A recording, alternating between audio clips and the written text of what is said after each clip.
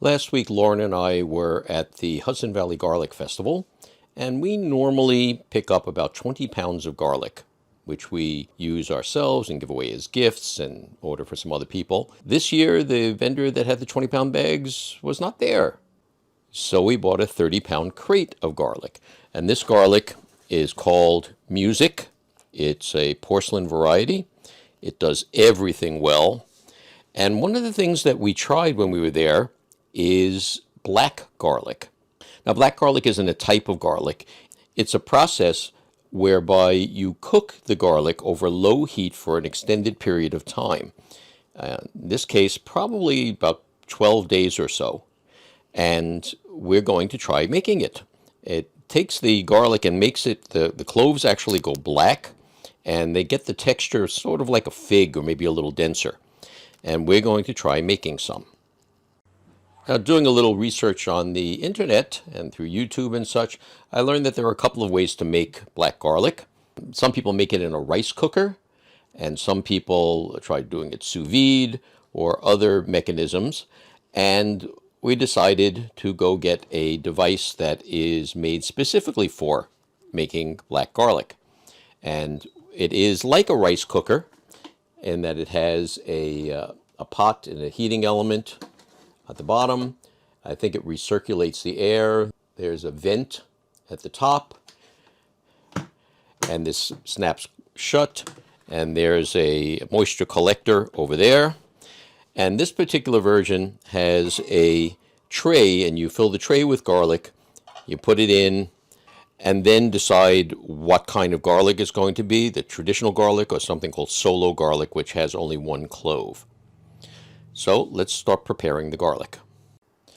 There's not much to do to prepare the garlic. You basically just have to wipe the garlic clean. But these are fairly large cloves, and they don't quite sit properly in here. So I'm going to snip off the neck. Now, this is hard neck garlic, which is pretty much only grown in the Northeast. So the stem of the garlic is like a twig. So I'm going to use a pair of snips here and cut it off. And so now this should fit into the tray on the top or the bottom. The bottom's a little bit larger. And we're going to snip off a bunch of these things and then put them into the tray.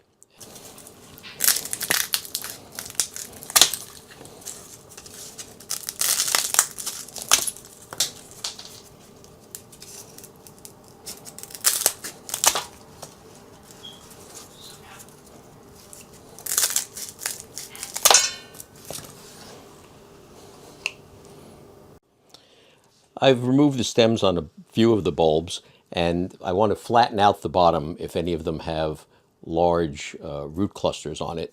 So I'll just trim this so this will sit flat on the tray. You want to get bulbs that, or heads of garlic that are tight, and this is fresh and clean and with no holes or anything like that. So I'll just continue trimming the garlic, and then we're just about ready to load the tray. I don't know how many heads it's going to take, but we will find out. Let's see. I'll just try loading the bottom first. Well, got a couple of small ones on the top. You want to fill this up as much as possible, I think. I'll put the larger ones on the bottom. And I'll count this at the end. I don't know how many will fit.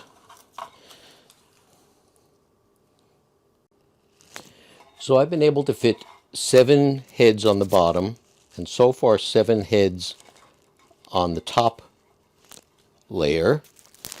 And there's room for just like 1 or 2 more that I'll just kind of squeak in on the edge here. And it's okay if these things touch, but we don't want them to come out too far. I think I can just get 1 more in here. This will probably fit. If not, I'll take out 1. But this just needs to be able to go into the cooker. So, once again, I don't know, I didn't weigh this to find out how many head there are, but I think there are like 7 per pound. That's, I think, what Lauren came up with. So let's get it into the cooker. This goes open, and we'll see if this will fit inside. It goes in. This whole thing is kind of springy. There's a silicone gasket around the rim here. Then we close it up. There's a vent on the top to let some moisture out.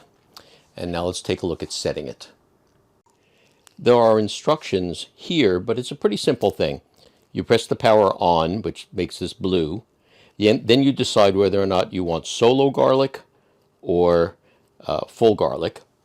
And if I press this, it sets it to 192 hours and starts flashing. I think you can see that. Whoop, let's try it again.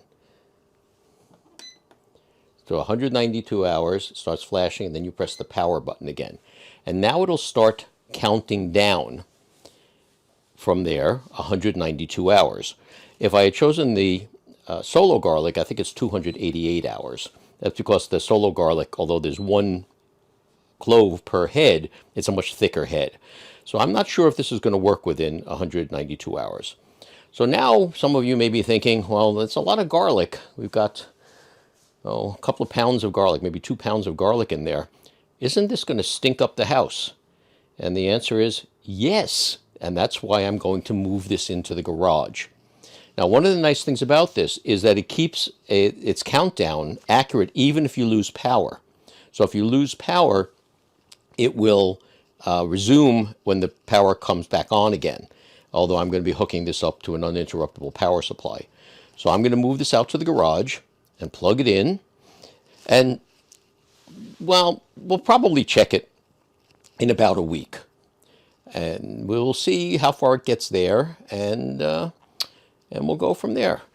Now, people that know me were not surprised that I went and got a very specific device for cooking this black garlic, as opposed to using a rice cooker or an Instapot or a different device like a slow cooker.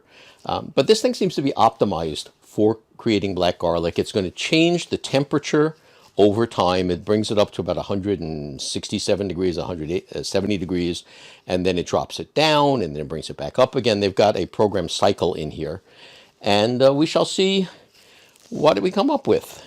Considering that this is what the garlic looks like when it goes in, black garlic will be very different when it comes out.